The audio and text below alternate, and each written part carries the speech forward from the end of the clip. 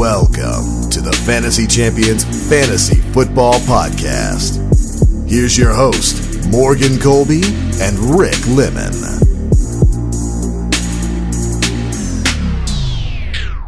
Welcome to the Fantasy Champions Fantasy Football Podcast. It is Wednesday, that's right, I said Wednesday, January 15th.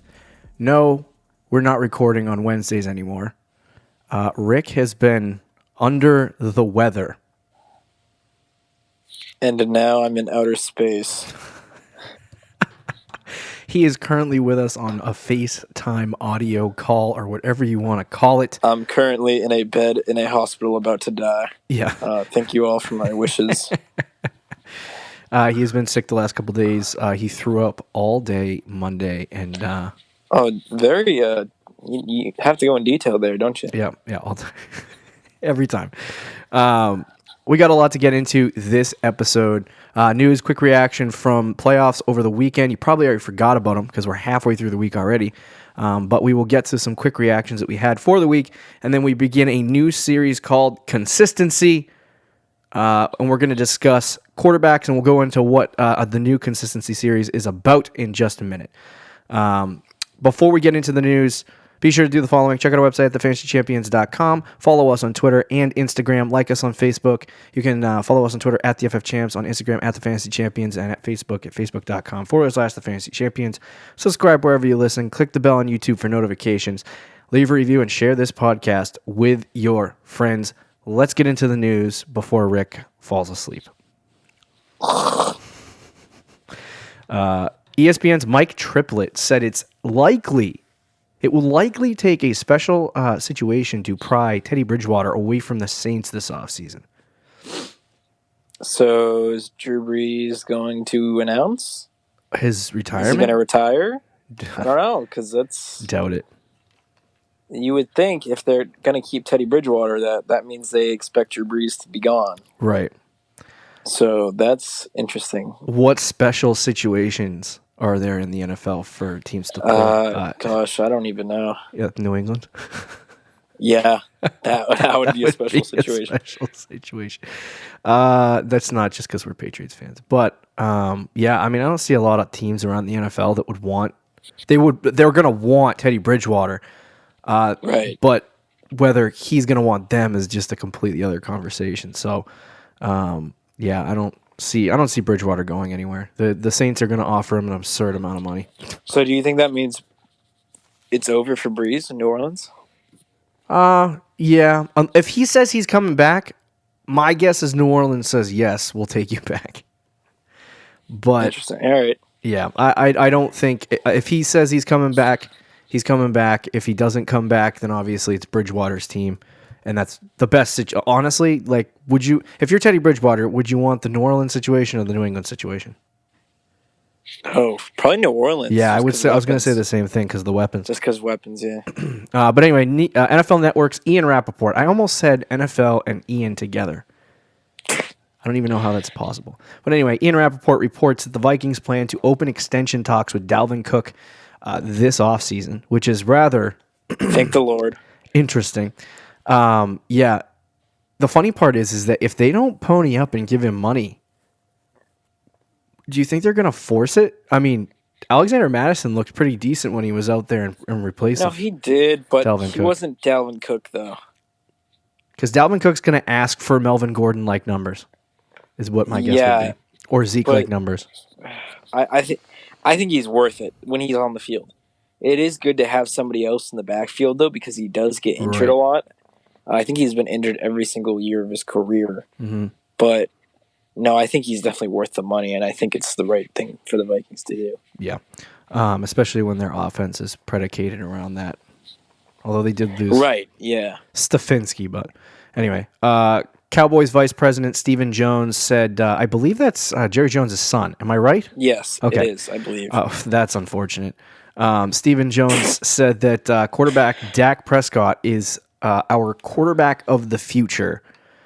So that is a little bit of a positive outlook for the Dallas Cowboys if you're talking about Dak Prescott returning. I for some reason have always felt that Dak's never leaving, but as we inch closer and closer to March 13th, if a contract doesn't get done, there are going to be a lot of teams that line up to pay him what the Cowboys are fighting not to. Could you even throw New England in that conversation of teams? Right. Yeah. In the bidding war? Yep. Yeah, no, he's going to be a Dallas Cowboy. I really don't see him going anywhere either. Yeah.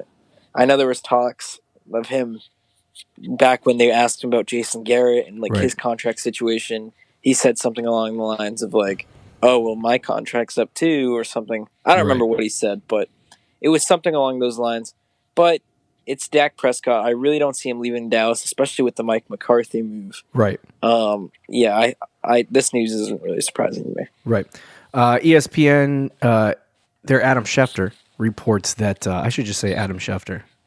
Yeah. Or the name of the person, because I'm just botching it. Adam Schefter is ESPN when it comes to football. It's true. Adam Schefter reports at least one network has contacted Drew Brees to say if he's interested in becoming a television game analyst. So this would imply them reaching out to Drew Brees does not surprise me.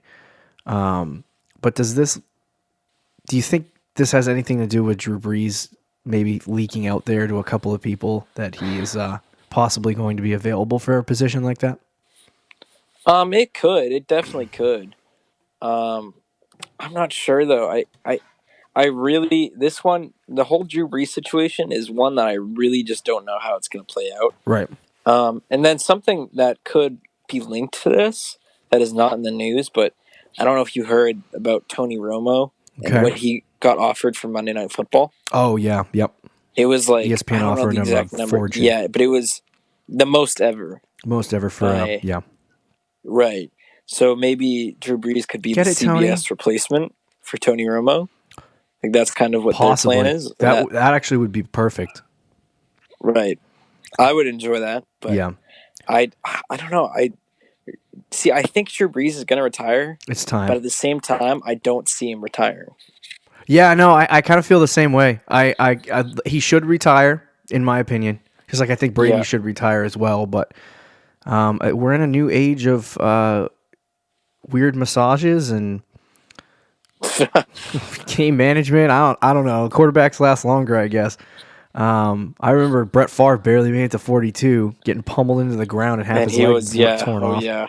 So it's a different age, I guess. But Ian Rappaport reports that Chiefs are expected to reward Patrick Mahomes with a mammoth contract extension this offseason. Now, for me, this is not a complete NFL show. This is a fantasy football podcast, so I don't care. But in real life, how damaging would this be to the Kansas City Chiefs if they offered him this mammoth contract extension and then he subsequently lost all his weapons because they had no money left to pay anyone? Yeah, that could happen. Travis Kelce wants to be paid as the best tight end in football, and Tyreek Hill wants to be paid as the best wide receiver in football. You're either going to pay all those guys and have one of the best offenses and never have a defense, or those guys are just going to walk. Yeah, but at this point in their careers, do you know if those guys want to be paid? Tyreek Hill does. Did he just get an extension? I don't remember. One of them did. Yeah, I know Travis Kelce's locked up for a little while, but I think Tyreek Hill. But they also have some good young players under contract for a few years, like Mecole Hardman. So, but they're because it's Andy Reid's system, they're going to fork out an unfortunate amount of money to the offense. Yeah, it depends how much Mahomes gets to, which it is going to be a lot. Who's the highest paid quarterback? It's not Jimmy Garoppolo, is it? No, it's not. It's not Stafford. Gosh, who is it? Highest. I'm looking it up now. It's someone recently. Yeah, I don't think it's Garoppolo. It's going to be Dak. But it's Russell Wilson. He makes $35 million a year. Yes, that happened last year. Yeah. Yep. But anyway, yeah, they're going to give Patrick Mahomes more than $35 million a year. When your salary cap is, unless that's renegotiated in the new CBA bargaining agreement, whatever, that they get more money to spend, it's going to be somewhere between $100 to $120 something million. So if your quarterback is taking up about 25% of that, Yeah. that's not going to be too good for the rest of your team, because you're also paying like Travis Kelce over $10 million, and you're probably going to pay Tyreek Hill over 15. So Gosh, that's a lot that's of a money lot. for just a couple of offensive pieces. Like we're talking like, we're not just talking like offensive weapons. We're talking about the offensive line that Patrick Mahomes has had the ability to stand behind for so much. He has such a good offensive line, and it's so no one talks about it because Mahomes is so good. But it's like without the pieces there, Mahomes will not have the same amount of time he does, and we saw this year when he lost some of his offensive linemen how it affected his play. So Yeah. I think you're gonna see a little more of the repercussions. It's not gonna happen this next year or the year after, but you'll probably see some of the repercussions start to bloom in a couple of years if they give Patrick Mahomes far too much money. But anyway, TMZ reports that Julian Edelman was arrested for a misdemeanor vandalism. I think that's what it's called. Saturday night in Beverly Hills. So apparently he went out with some Boston legends and Paul Pierce and Danny Amendola, right? Amendola. I don't know if he's a Boston legend, but anyway, he got toasted and started jumping on top of a car. So yes, he's gonna go. Go ahead. What were you gonna say? Sorry. Go ahead. Go ahead. Okay. Yeah. No, I don't even know what I was gonna say. So I just completely cut. Okay, well, then I might as well say what I'm going to say. You cut me off for nothing. Well, I was just going to say, there was a photo on Instagram of, I think it was on Paul Pierce's Instagram. Oh, boy. And it was him with, like, so he's, like, Julian advertising Edelman in the background, making, like, a dumb face or whatever. Yeah. And somebody was like, was this before or after the when Edelman got arrested or whatever? Oh, and no. Pierce replied with, like, laughing emojis and said it was, like, 2 minutes beforehand.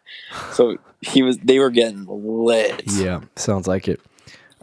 This is not going to have, this will have no effect on his contract or NFL situation, but he does have to go to court at some point in, I think it's March or May, one of the M months.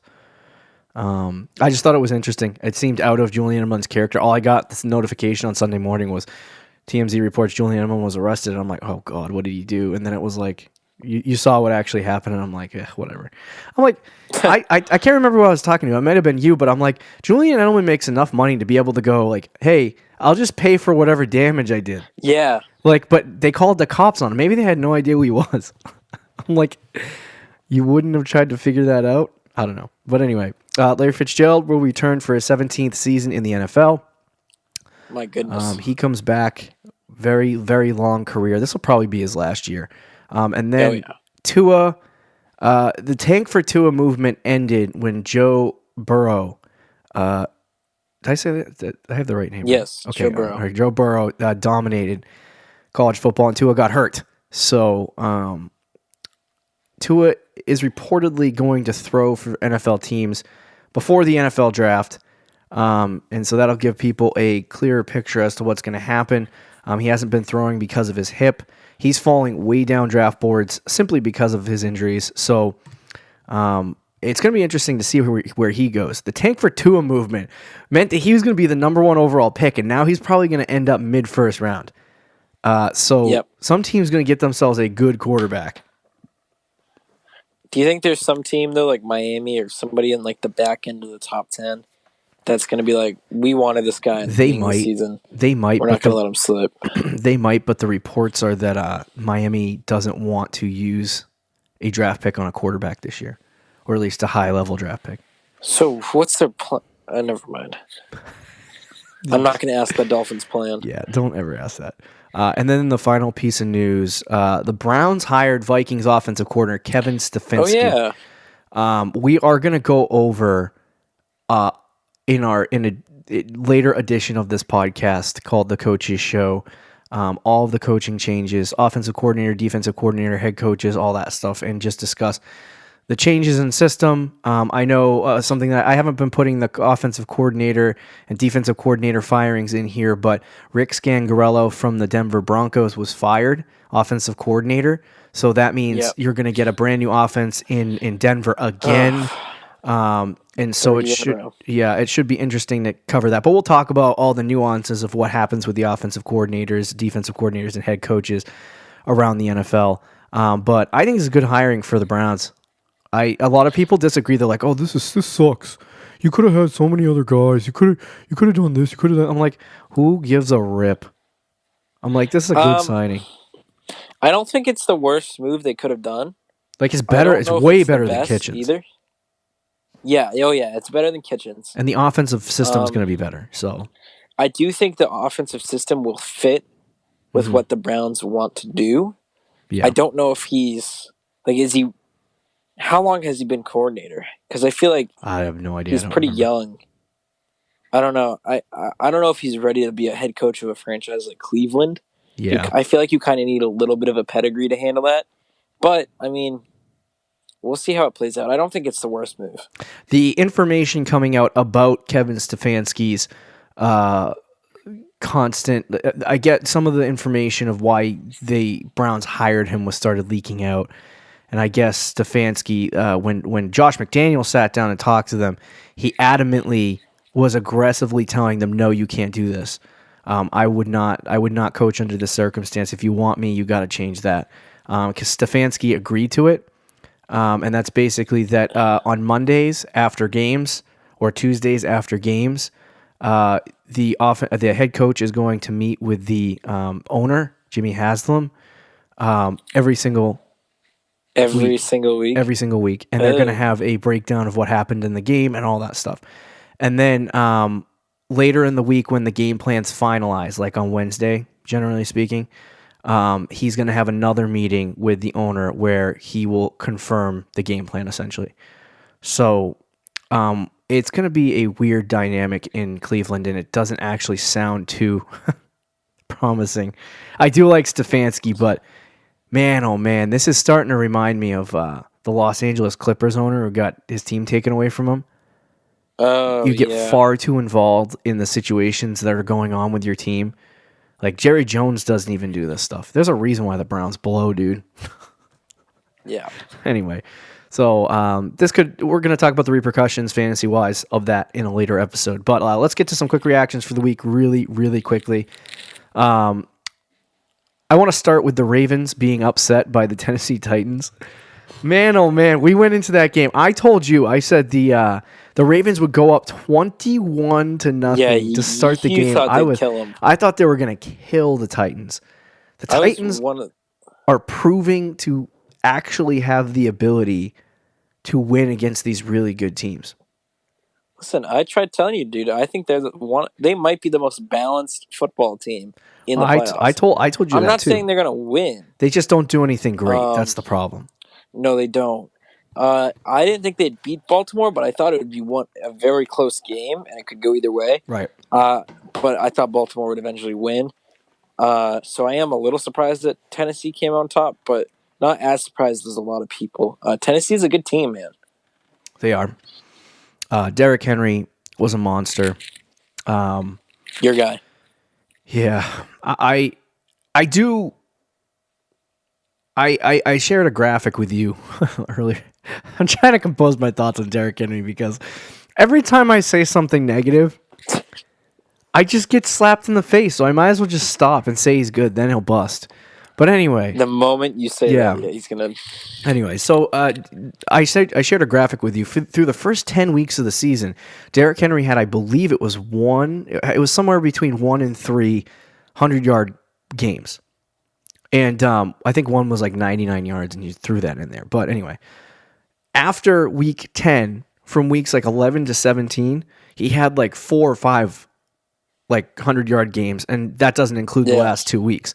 So he does play significantly better in the back half of the season for some reason.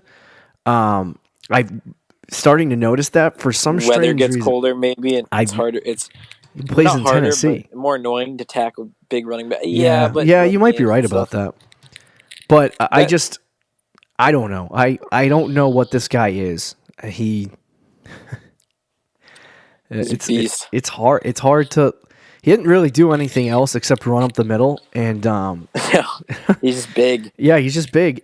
So we'll have to see what happens with Derrick Henry next year fantasy-wise. But Lamar disappeared. I did want to note to all the people who said, well, Lamar threw 500-plus yards, and he actually was really good. No, because like 250 to 300 of those yards came in trash time. So let's just back the truck up on that. So Lamar, he disappeared in this game. He threw 2 interceptions. Does this concern you at all for next season? Honestly, no. Because in this game, he would have ended up 500 yards. He probably would have ended up with 20 fantasy points with that, and he scored a touchdown. Yeah. So it would have been like 27. The Titans had a good game plan, and like I believe, I don't remember his second interception, but I know the first one he threw was not his fault. It bounced off the receiver's hands. Right. One was a blatant. Game, it was the second pick was blatantly his fault, but the first one wasn't. Okay. So, but like I honestly don't think that loss was on him. No. Necessarily. I don't disagree with you. I'm not like too concerned about it, no. Yeah, okay. The 49ers and Chiefs look like the 2 best teams in the playoffs. Which means both teams will lose this week. Yeah, probably. I would not. It would be, oh my God, how boring would a Packers Titans Super Bowl would be. Dude, Aaron Rodgers might win his second. Anyway, Tevin Coleman I'd watch that, but I would not want to watch it. Yeah. Tevin Coleman had 22 rushing yards, 22 rushes, 105 yards, and 2 touchdowns. All of a sudden, they just completely took Matt Breida and Raheem Mostert completely out of the game plan. Now, I was excited. I was really excited about Raheem Mostert, and I started liking him for next year. And then I watched this game, and I'm like, I don't want to have anything to do with that backfield. The 49er wheel of the backfield. It's true. Who's it going to be this week? Yep. And then the Chiefs came back. Oh, was there something else you wanted to say? No, I was just going to say stay away from the 49ers running backs. So the Chiefs went down 24-0 in the first quarter. And so Houston was looking pretty good, feeling pretty good. And then all of a sudden, touchdown in 3 minutes and 48 seconds. And the Kansas City Chiefs came back and ended up beating. I think from the second quarter on, it was 51-7 in 2 quarters. I don't think they scored in the fourth. They scored 51 unanswered points. That's ridiculous. That is Houston though. They're so soft. Houston is soft, and their defense is super overrated. Like, if they played is Kansas City like an absolute. They score fast. Offense. They score very fast. That's why you have to It's never if you get up 24-0 on them. It's never we're good. And Houston learned that firsthand. I think they were in that game thinking okay, we're up 24-0. We have a really great lead. I started trash talking the Chiefs myself, but I think Houston thought they had it in the bag. Yeah. And then they completely lost control of the whole situation. So they'll know for next time. Yeah, but man, Kansas City's insane. The Seahawks and the Packers played off. I don't know if you had any thoughts about that game. It was a pretty boring game. The only thing I wanted to note was that play. It was floating around Twitter because I don't know how it turned into a thing. I just accepted the reality of what it was. But late in the game, the Seahawks needed a stop, and it looked like they had gotten one. And then they basically reviewed the play and they called it a first down. Later, people started sharing a graphic, and I even saw ones with updated lines that showed that he didn't make the first down even with the updated line. So I was like, at first I was like, oh, that's a first down. I even said it when I was watching the game. And then later when I was looking at some of these images, I'm like, that's not a first down. I'm like, now to me, Seattle can't dwell on that because A, they had their opportunities. And B, first of all, they would have gotten the first down. They would have gone for it in 4th and inches and freaking gotten the first down. And even if Seattle stopped them, which I don't think they would have. Right. Then I believe they only had second. They didn't have any timeouts, and there would have been 40 seconds left in the game. Right. To go down the field, so I don't think Seattle would have had too much of a shot in that game. Right. I think the game was pretty much already over at that point. But I think they missed one on that one, and I can understand why Seahawks fans would be upset. But that's not why they lost the game. Right. So that's all we got. Quick reactions. Let's move into our brand spanking new series for the month of January and into February. So this will take us into the NFL draft. Wow. Wow, the draft after the is Super early this Bowl. year. Yeah, the draft is right after the Super Bowl, like 20 minutes after. So we're moving into a series called the Consistency Series. We're going to discuss quarterbacks for this episode and the episode that's going to come out. I guess I'll push it to Friday.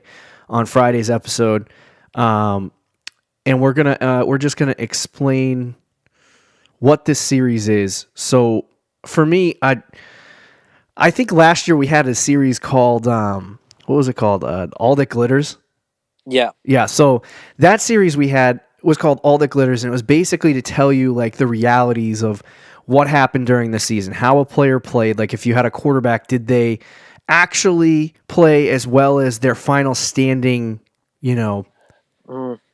like The showed. biggest example of that, which we probably should have taken more into account for this year, was Aaron Rodgers. Right. I think he finished like QB 6 or 7 last year, but his consistency wise, he was not in the top 10, I think, because he had last game of the season, he had like 50 points against the Jets, if you remember that game. Yep.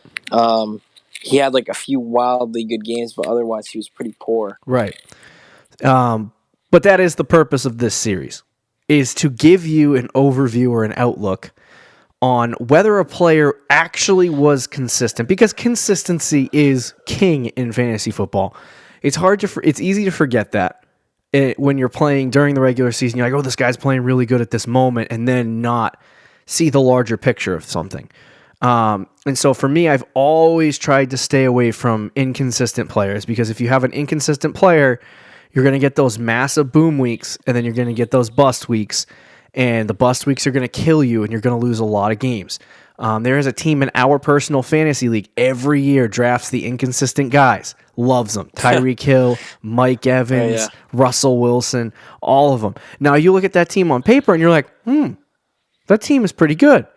But the reality is the guy ended up like 6-6 or 6-7 because it was so inconsistent that it didn't work out for him, and he didn't make the playoffs. One week he'd get like 160 fantasy points. Yeah, and he'd start bragging, 60 fantasy and then the next week he'd get 60. Yeah. So the purpose of this series is to give you the reality of whether or not a player actually was consistent with what their final standing or final rank showed. So we're going to start off in this consistency. We won't spend a lot of time on the number one guy because Lamar Jackson's ridiculous.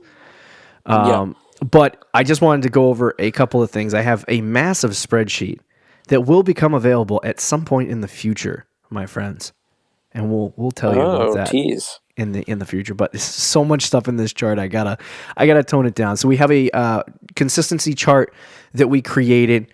It has the QB1 and QB2 finishes and the percentages on it. And this is going to help you figure out what exactly a guy did and how many times they were a QB1 or a QB2. So we're going to start off with Lamar Jackson. Lamar had a poppin' year this year. He was freaking insane. Averaging, do you know how many points he averaged a game? How many points? 28.1. Golly. Now, he wasn't as consistent as Patrick Mahomes was last year, but he was pretty dang close.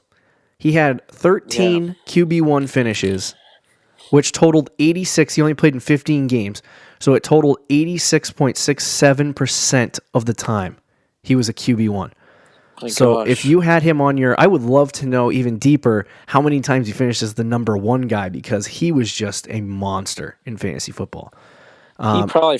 I wouldn't be shocked if it was more than like 4 or 5 weeks that he was the number one guy. Right. So, I mean, it's going into next year, and the hard part that I have, and I've been waiting to kind of talk about this a little bit, is that Lamar kind of concerns me a lot. And I hate to, because I definitely do believe that, like last year when I was talking about Mahomes, right? Mahomes, the reason why I didn't really super like Mahomes going into this year is because he was going to regress in touchdowns and yards and all that stuff, and I've explained it before, which he did. and he doesn't run it all over the field as much as Lamar Jackson does, right? So Correct. his regression is going to really affect his standing, right? Whereas if Lamar regresses, he's probably still going to get 1,000 yards rushing, Yeah. unless he gets hurt, right? So if he does that, that's automatically giving him 100 fantasy points. Scores 5 touchdowns. That's 135 just from rushing. So even if he only touches maybe 200 fantasy points through the air, he's still a fantastic fantasy quarterback. Right. But at the same time, it's like I saw the number one, and I believe it's on the sheet somewhere. But his he had 36 touchdowns. It's not on the sheet, but he had 36 touchdowns. Do you want to know the touchdown rate that he had? It was 9.1% of the time he scored a touchdown when he threw it. The second closest guy was like 6%. So there's an area he's going to regress. It's probably touchdowns, passing touchdowns, that is. Yeah, so what I would say with Lamar, I do think he might have a small regression when it comes to passing. Right. We'll see how big of a regression it is. But otherwise, I think he'll, as long as he stays healthy, which is a major key because of the way he plays. Yeah, right. And the way he runs, staying healthy will be very. We say that about every guy in fantasy, but with Lamar especially, it's very troublesome. But if he can stay healthy, I honestly see him finishing as another top 3 fantasy quarterback next year. Yeah. I don't know if he's going to finish number 1, but I'd be shocked if he finished outside the top 3. Yeah, barring injury, just based on averages, and I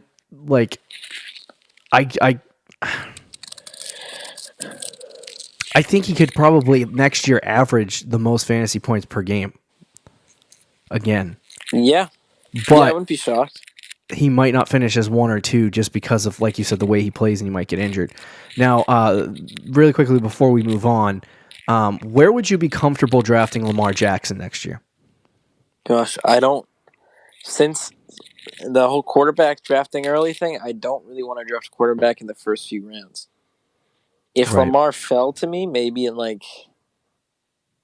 if Lamar fell to you at the end of the 4th round. Yes. Would you take him? Yep. Yeah, I would too. I would take him in the 4th round, but he's not going to go in the 4th round. See, and this is coming from a guy that doesn't want to take quarterbacks. Like, you never. So we've talked about this before on this podcast. You never want to look at the past and draft guys based on the past. People who do that lose fantasy leagues. You have to be forward thinking. The people who were like, "Oh, Lamar Jackson might be a cute little asset for me to have this year. Let's see if he turns out to be good." Drafted him in the 13th, 14th round, and then all of a sudden he has this massive season, and most teams who won the fantasy championship had them on their teams. That was forward looking. Don't backward look. You got to forward look. You have to predict what's going to happen. You can't, sit here, and it's hard to do, obviously. Predictions are predictions, but don't sit here and look at last season's numbers. People who looked at last season's numbers drafted Patrick Mahomes and ended up with a guy that was hurt half the season and then only gave you like QB1, QB2 performances, low-end QB1, high-end QB2 performances. So anyway, the number 2 guy on our list, and it didn't feel like this because I had him on my team for a majority of the season, was Dak Prescott. He had 12 QB1 finishes in fantasy football. And when I say QB1, by the way, that is finishing in the top 12 of quarterbacks. So he had 12 QB1 finishes and then 4 QB2 finishes. So he finishes. He played all 16 games, finished as a quarterback 75% of the time. And just to give you his numbers, he was the number 2 quarterback in fantasy, scored 348 fantasy points, and had 21 points per game. So coming into this season, did not expect Dak Prescott to perform like that. No, gosh, no. Me especially. Yeah. I really did not see Dak doing that at all. Mm-hmm. You took the chance on him after week 1, and you rode the ship with them, and it ended up working out. Right. And it is surprising to see how consistent he was too. Yeah, no, it didn't. Honest to God, didn't feel like it. But I remember there was only one real game over the first 12 weeks of the season before he went on that tough stretch. There's only one game where he scored under 20 fantasy points. So he did start to fall off towards the end when they completely collapsed as a football team. But 12 times as a QB1. He was one off Lamar Jackson. Lamar, though, when he scored his fantasy points, it was like a lot all at once, like 7 more per game than, Dak Prescott. But right, yeah. Dak was always in the top 10, always in the top 12, and always gave you a good enough performance to beat maybe your league mates. So I put him at number 2, but I as far as next year, I am staying far away from Dak Prescott. Oh, yeah, even with Mike McCarthy? Yeah. Yeah. I will let somebody else take him, and if it burns me, it burns me, but I would rather not take the risk. It was so gross owning him because I'd watch all these games and Dallas was just so bad, but yet he'd always finish with 25 fantasy points, and you're like, what the freak is going on right now? I was so confused. I was like, what the crap? But anyway. Dallas. Yeah, it's so Dallas. But if you get anywhere close to this QB1 percentage next year, which is 75%, then I'm okay with That's what you should taking be him, aiming for, I think, for your quarterback is 75%. That's pretty dang solid. Yeah. So for me, is in terms of what round I would take him in, I'm gonna have to say I'd probably take him in the 10th round, and that sounds horrible, but for the QB2, I'm just not wasting my time. I know what's gonna happen. He might slip down. Because, Watson's still going to be high up there. Right. Mahomes is going to be high up there. If people really jump on the Kyler Murray train, he might be ahead of Dak. So there's a chance Dak might fall in the 10th round. I don't think he will. Right. But there could be a chance. Let's move on to our next guy. Jameis Winston coming in at QB number 3. He had 335 fantasy points, 20.96 fantasy points a game through 17 weeks. Here's the problem with Jameis, though. And the next couple quarterbacks will have the same conversation. He had 7 QB1 finishes out of a total, I think it's 14 games. So, no, I'm sorry, he played all 16. But he had 7 QB1 finishes and 7 QB2 finishes. Now, I would consider a QB2 a bust at this point. Yes. So he had 7 QB1 finishes and finished basically at a 43.75% of the time at QB1. So he was not consistent at all. And the only reason why he's at the top of this list is because of a couple of really great performances. Now, we predicted a breakout season for Jameis Winston, and technically speaking, we did get it right.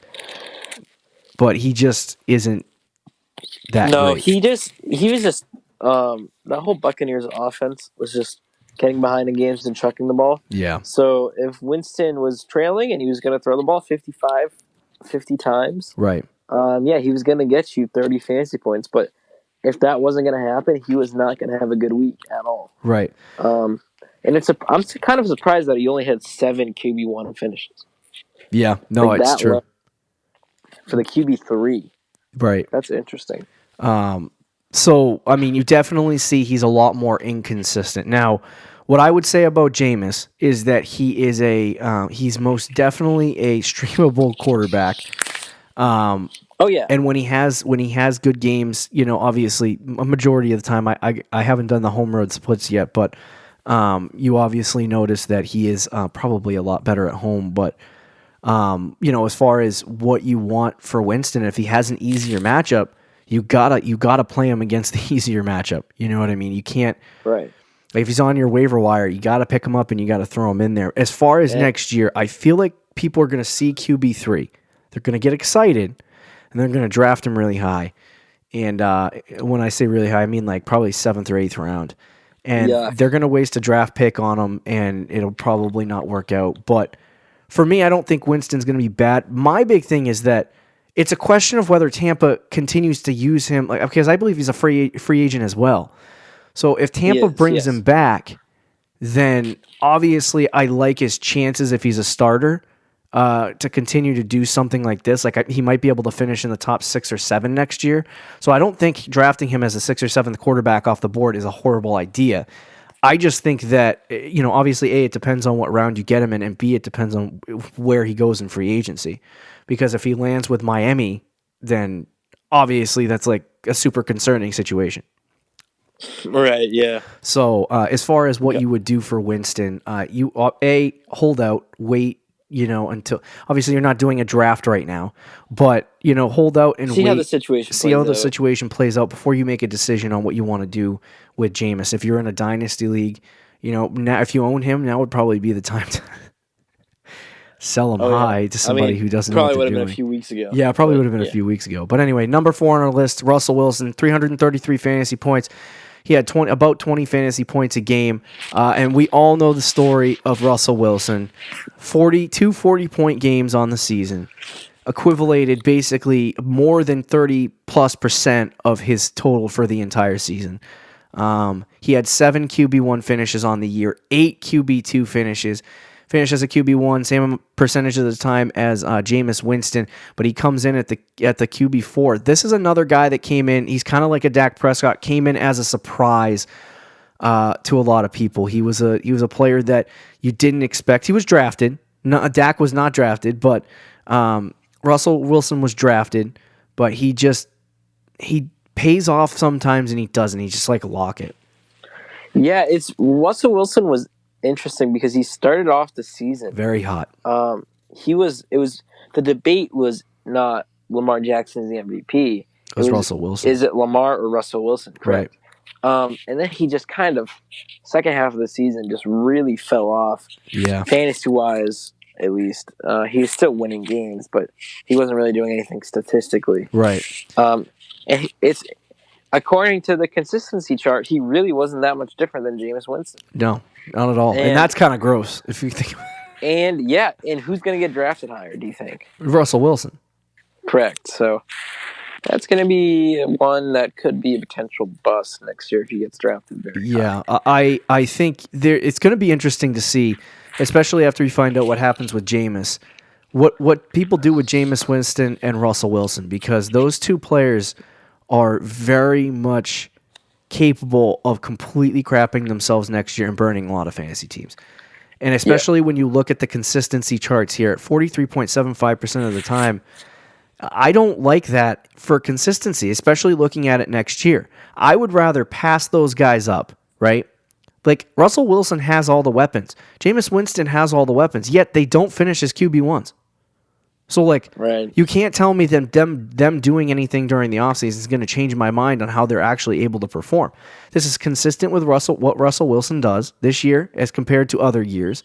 And what Jameis Winston does, this is kind of consistent as to what he did last year as well. Not in finishing in the top 3, but finishing very inconsistent where he's a good streaming option, but that's about it. But that's your number 3 and your number 4 quarterback in all of fantasy. That's tough. Yeah.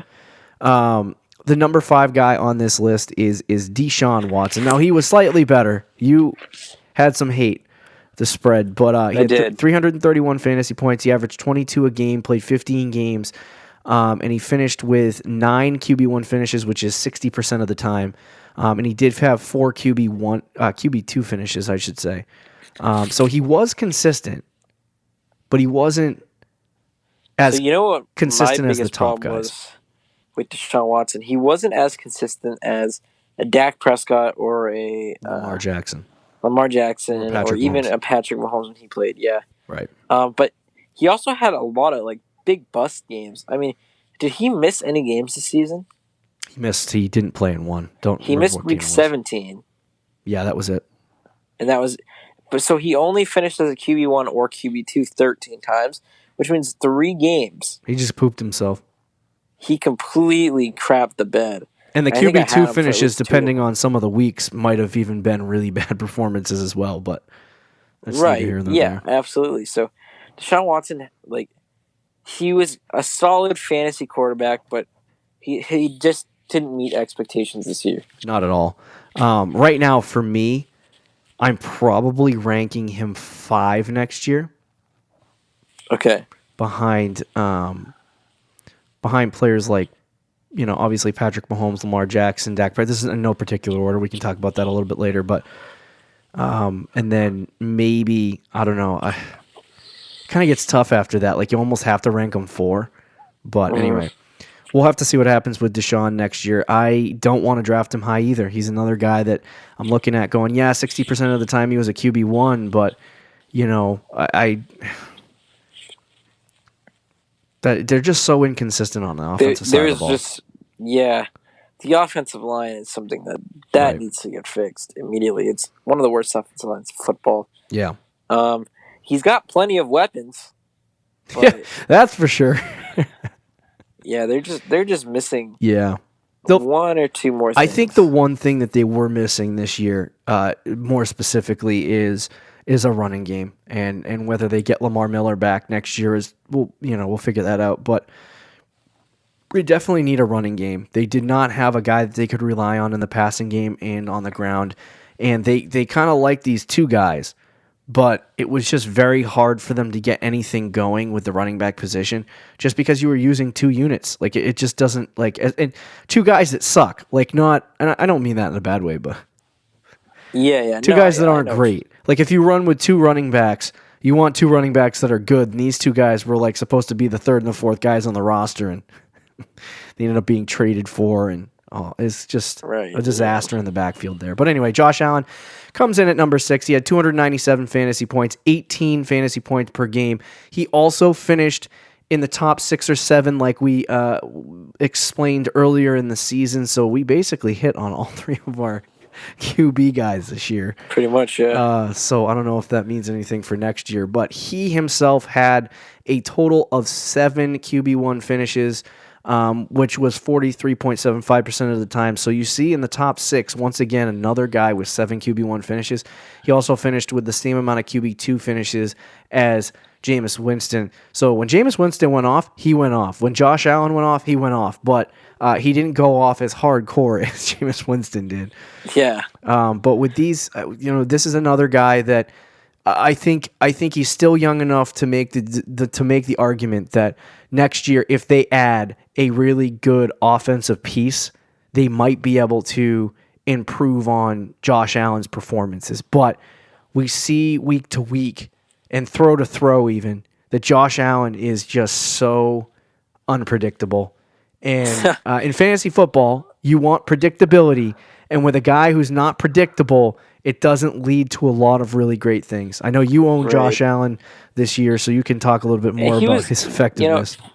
Fantasy-wise, he wasn't really bad. I think I would honestly put him in the same level as Russell Wilson and Jameis Winston, and not just because they're consistency-wise, but because both those guys, or all 3 of those guys, were inconsistent week to week, but had the potential to have a big week. Yeah. And with Josh Allen, obviously, I agree with you with him throwing the ball. Yeah. But what he has that not a lot of people realize is he's one of the best running quarterbacks in football. Oh, yeah. I mean, he's not Lamar level, but he's... Do you have those? I'll tell you those numbers now because I got them in front of me. He had 100. He had 510 rushing yards, which was third in the NFL behind Kyler Murray. Which is surprising. You expect Kyler and Lamar to be those guys, but not Josh Allen. And then Josh Allen did, once again, this is one of those surprising little facets of his game that makes him as good as he is as a fantasy quarterback that not a lot of people talk about. And maybe this changes with Devin Singletary, but he had 9 rushing touchdowns, 2 more than Lamar Jackson. And he did the same thing last year. I think he had 7 or 8 rushing touchdowns in the time that he started. So this is a guy that's going to not only get you maybe some rushing yards. He's not going to rush for 1,000 yards, but he's going to get you 500, 600 rushing yards, and he might even get you 8 to 9 touchdowns. And if that's the case, that's a good enough cushion to kind of save you some games. You know what I mean? You get enough rushing and rushing touchdowns and rushing yards, it kind of cushions your performance as far as passing is concerned. So for Josh Allen, I mean, that sky's the limit for me with him. On the rest of these guys, like we know what Lamar. I mean, we know what Russell Wilson is. We know what Jameis Winston is at this point. We know kind of what Deshaun Watson is at this point. But with Josh Allen, you get some pieces around him, and he takes a step forward this year. He could actually the scary be thing with Josh Allen, really good. he could either be really good next year or he could totally flop. Well, that's what I'm saying. The unpredictable. Like, here's my thing. Josh Allen is the sixth quarterback. I think there's a bunch of guys that are going to get taken ahead of Josh Allen next year. If he ends up in the 12th, 13th round, 11th round even, I'm very comfortable taking him there. Like, very comfortable. Oh, yeah. Even in the 10th round, I'm very comfortable taking him there. Will he be there? Probably not. But if he is round, there... he might.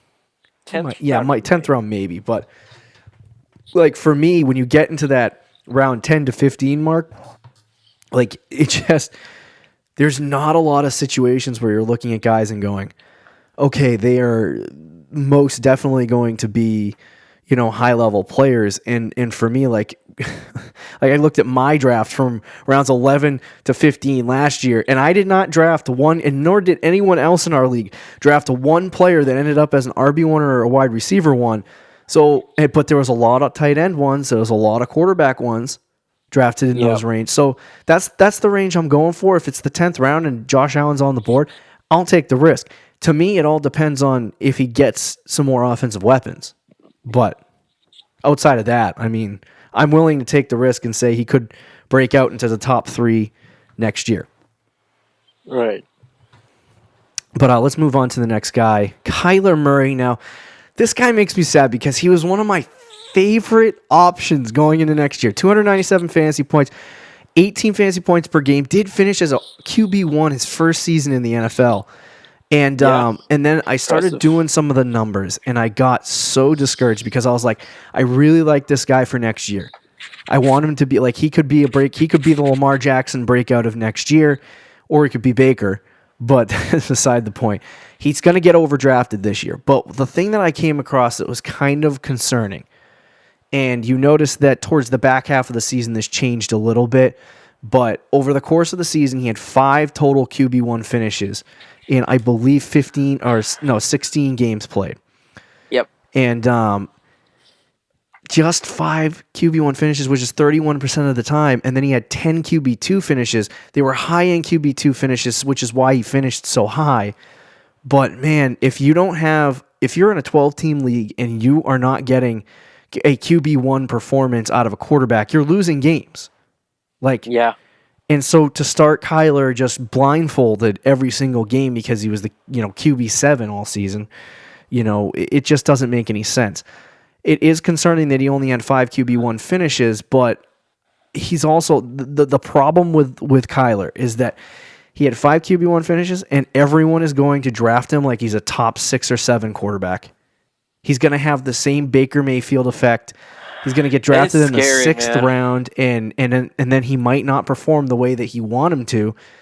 I just don't want to buy into the overdraft hype. It's like last year with David Montgomery getting drafted in the 3rd round. You know what I mean? Like, some guys you can really like, but don't overdraft. You know what I mean? Don't jump rounds to get guys.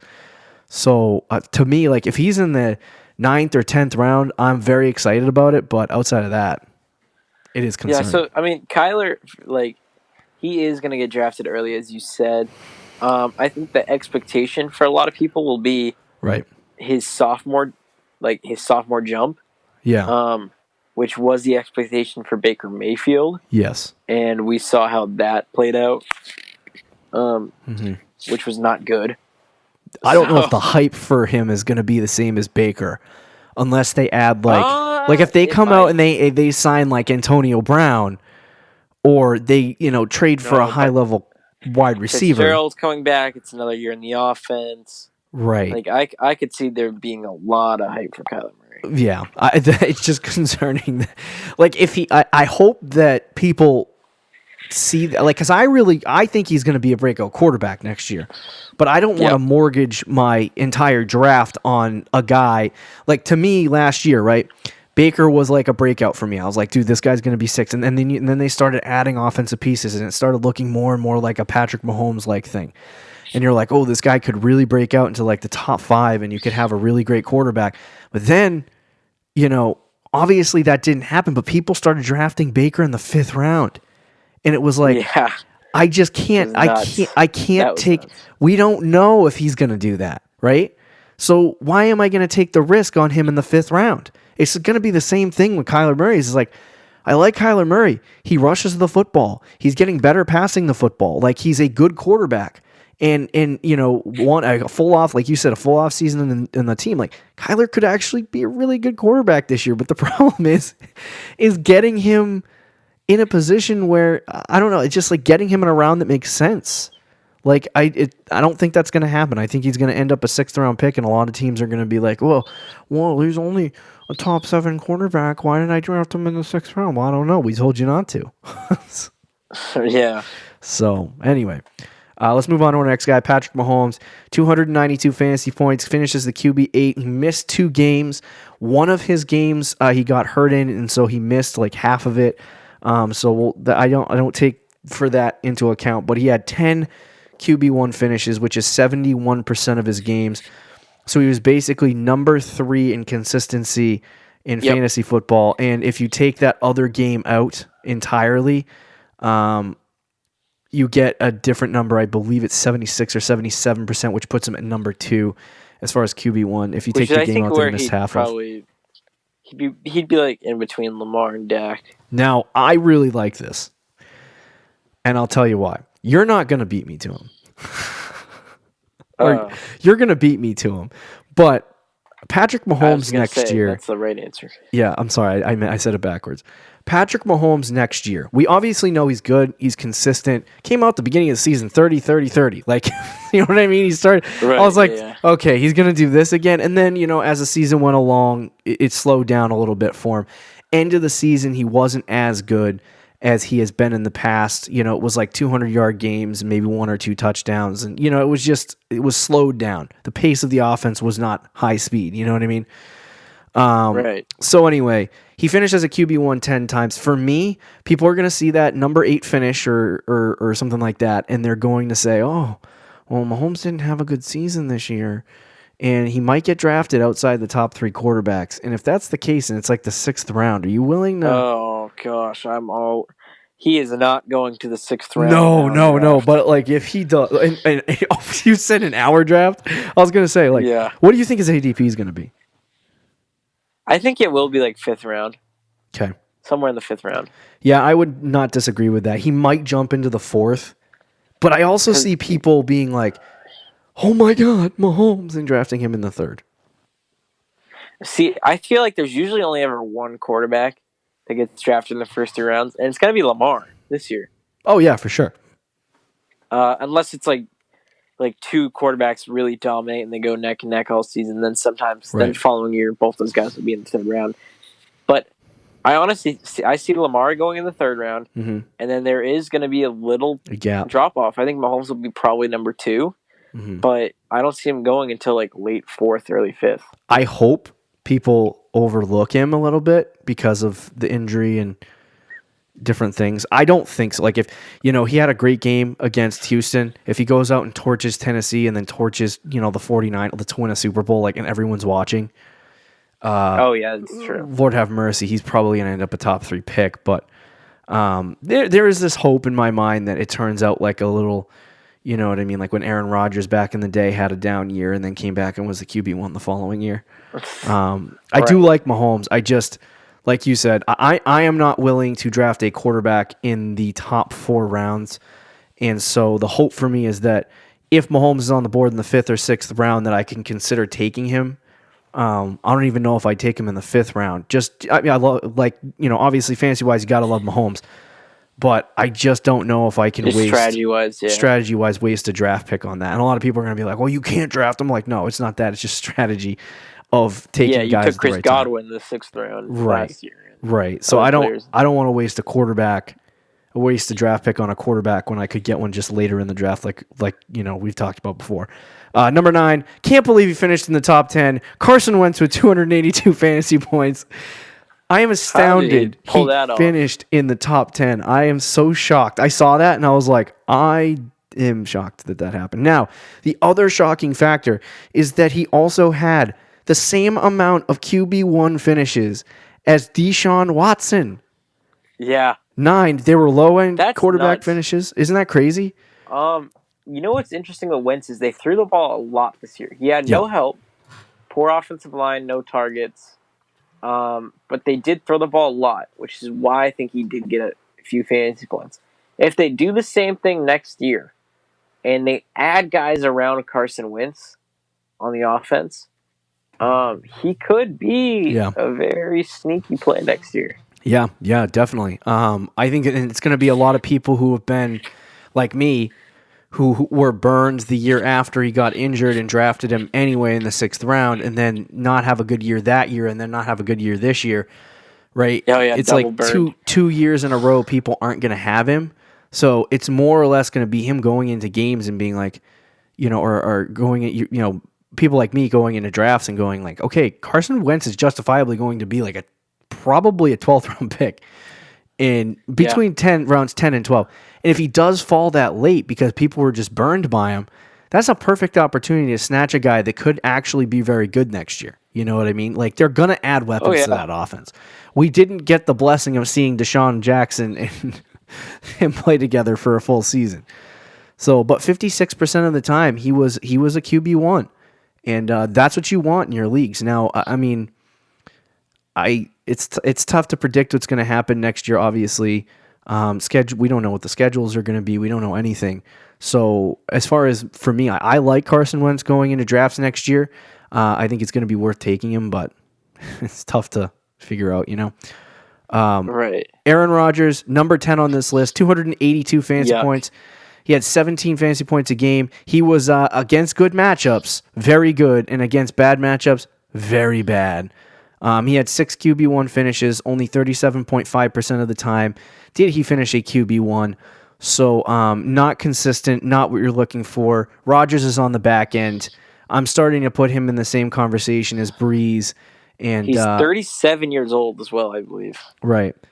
But I'm now putting him in the same conversation as Breeze, Brady, Rivers, the older guys that may give you a couple of really good fantasy performances, but outside of that, they're not going to get you some monster-like performances where you're going to start getting sweaty. Which is unfortunate, because he was the fantasy quarterback for like a decade, pretty much. Yeah, it's over. But yeah, I think it's over. Yeah. He's still playable on some weeks, though, if you do decide to draft him again this year. Streaming option. Or you draft him like you draft late. a young guy and Rodgers in like the 15th round or something. He's not going to be there in the 15th round. But if you had him as like a backup quarterback, because I mean, he had 6 QB1 finishes, and I guarantee you all 6 of those he was up against a good matchup. Yep. As long as he has a good matchup, he played well all season. And He's plus, a very predictable player. He did not have Devontae Adams for a portion of the season. He was running with like Alan Lazard as his wide receiver 1. Yeah, exactly. So he could be, week to week an okay matchup, but the days of Aaron Rodgers being Aaron Rodgers in fantasy are over. Pretty much over. The next guy on our list, Matt Ryan, coming in at number 11. Matty Ice, 281 fantasy points, 15 games played. Matt Ryan is an interesting little guy because we see it again. 6 QB1 finishes, 8 QB2 finishes a QB1 40% of the time. What do I mean by we see it again with Matt Ryan? I talked about in the offseason, the on-again, off-again situation with Matt Ryan. This is his offseason, right?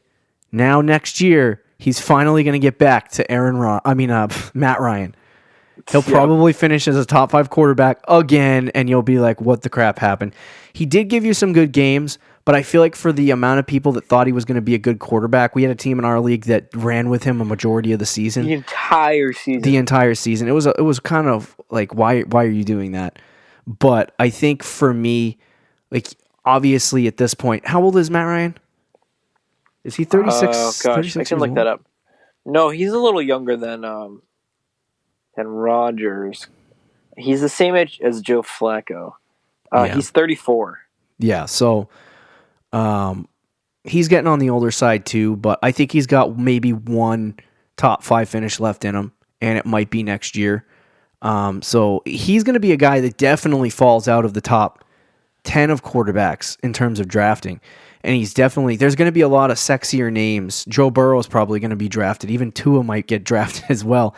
Like, I think some of these guys are going to get drafted ahead of Matt Ryan. And he's probably going to end up as the 12th or 13th quarterback off the board.